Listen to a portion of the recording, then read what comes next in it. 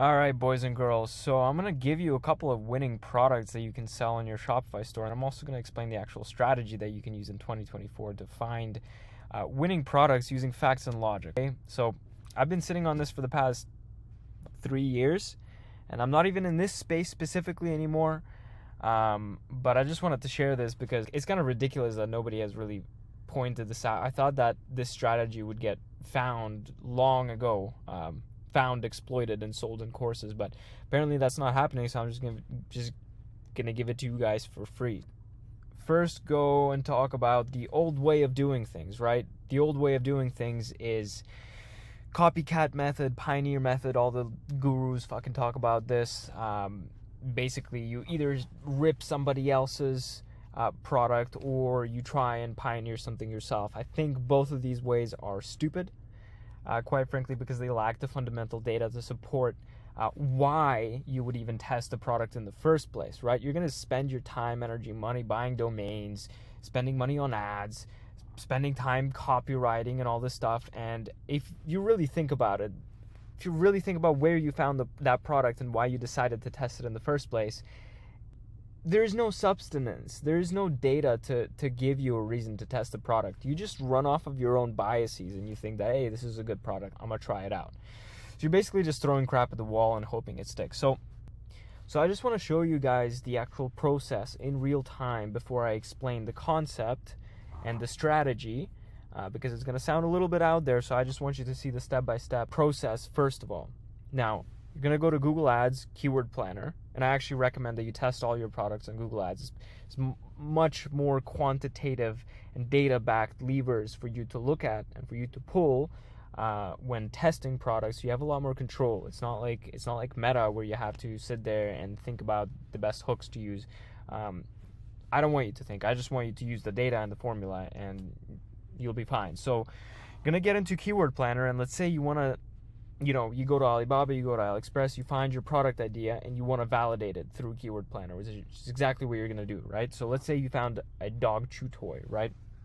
And type in dog chew toy.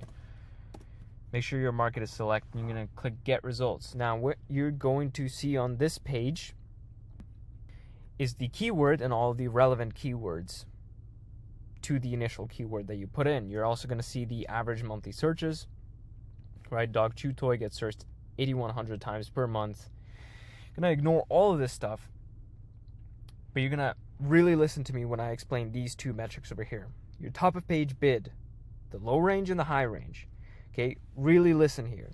These two metrics tell you how much other advertisers are paying on the low end and on the high end to bid in the auction and show up at the very top of the search results. Okay, so if you understand that your top of page bid range in the high end is $2.85, you know that if you sell dog chew toys and come in and bid more than this number, let's say by 10%, you're going to be able to outbid all of your competitors and rank at the very first slot of the search results. The reason this is powerful is because you're going to be able to get the traffic, right? You're going to be able to get the traffic to your actual product page, to your website, which is a great thing. Now, the next step of the process is to actually go into iSearch from. Now, you can just use a VPN. I don't like to have a VPN, so I just use this. You're going to search in the keyword or the product idea that you have, and you're going to look at who has the top 3 placements or the top 1 placement.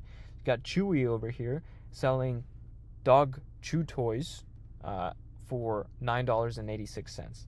Okay, and I want you to pay attention to this actual price, because what you're going to do is you're going to assume your conversion rate, your website conversion rate. Let's say it's 3%, right? And you're going to go back and you're going to get the top of page bid range on the high end and pull out your calculator, and you're going to say, okay, if I'm paying $2.85 per click and I need 33 clicks on my website before I make a sale, you're going to spend $94 to acquire a customer in the worst possible case scenario. Okay?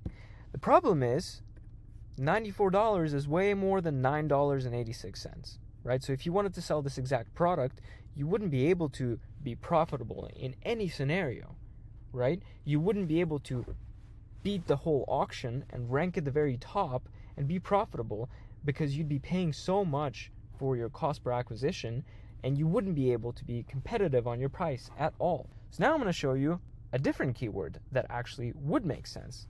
Let's say you want to sell ghillie suits. Now, ghillie suits get searched way more times every single month, 110,000 times, right? And the top of page bid range on the high end is 63 cents. So with that same idea, if you take 0.63 times 33, you get $20.79, which means that in the worst fucking possible scenario, if you were to come into this market, sell this product and outbid everybody, you'd be paying about $20 per CPA, right? Per CPA. Now we're going to do the same thing. We're going to go back to this tab and we're going to put in ghillie suit. Now you got the top listing over here is selling a ghillie suit for $99. Now $20 is less than $99, right? If you go to $99 minus 20, you get $79 to pay for your cogs, to undercut this competitor and make it a better deal for your customer. And this makes sense. So if you were to go and try to sell these ghillie suits right now, your chances of being profitable with them is really quite high, right? Because it makes sense. You'd be outranking your main competitor, you'd be selling the product for less than they're selling it, and you would be paying great rates in the actual Google Ads auction, right? And the way that you do this, again, this is just a summary of what you already just watched. You're going to use Google Keyword Planner to understand search volume, top of page bid range, the low and the high end, and this is going to get you your guesstimated CPA. You're going to use iSearch or any other VPN to find your top competitors in your country or market. This is going to get you your AOV, or your target price that you got to be selling at. And you're going to use Alibaba to find your cogs, right? Then you're just going to validate the product using the formula by just plugging in these actual numbers into the formula. Okay, so like I showed you guys, the ghillie suit, this is an example product. You can steal it. It's got tons of search volume.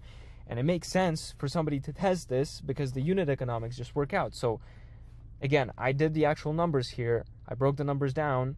And I put it into the formula so that you can see it in real time. Okay, so the top of page bid range is 63 cents. Okay, if your conversion rate is 3%, then your CPA is going to be $20.79 if you are spending the most in the auction for that keyword, which you should be because you want to outbid everybody. Your cogs are going to be like $12. This is the prices I found on Alibaba. And your AOV is going to be anywhere from $44 to $90, depending on how price competitive you actually want to be, right? If you want to compete with that first main competitor that you saw, then, you can undercut them by a few bucks, you can undercut them by a lot. But basically, you plug this in, right? You plug in your cogs and your CPA, right? $12.94 plus $20.79, and it's less than your AOV, which is anywhere from $44 to $90 or $99, whatever. Meaning that you can still undercut the top competitor and still make, at least $10.27 at this price point. But in reality, you could sell it for a lot more.